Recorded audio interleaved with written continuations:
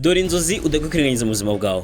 Inzozi za mbere, kurota uri kumwe n'umuyobozi w'igihugu, umuyobozi w'igihugu cyangwa se perezida mu bisanzwe. Umuyobozi uyoboye igihugu runaka, gishobora kuba u Rwanda, gishobora kuba Afurika y'Epfo, gishobora kuba Amerika, gishobora kuba igihugu runaka, ariko umuyobozi wacyo ari we uri kumwe nawe. Umuyobozi w'icyo gihugu ari we uri kumwe nawe. Iki ni ikimenyetso cyiza kigaragaza yuko Imana hari ikintu ihinduye mu buzima bwawe, kuko umuyobozi w'igihugu amenyesha Imana. Umuyobozi w'igihugu ni mu nzozi abasobanuye Imana. Rero niba ujya urota umuyobozi w'igihugu ahantu runaka uba uri kumwe nawe, ujye umenya ko aho hantu uri hari Imana. Kandi ikindi cya kabiri, nurota muri kumwe mwicaye nk'ahantu runaka muri gusanya cyangwa muri kuganira, cyangwa ukabona guha amafaranga, ujye umenya ko ari Imana iguhaye amafaranga cyangwa se uri kuganira nayo.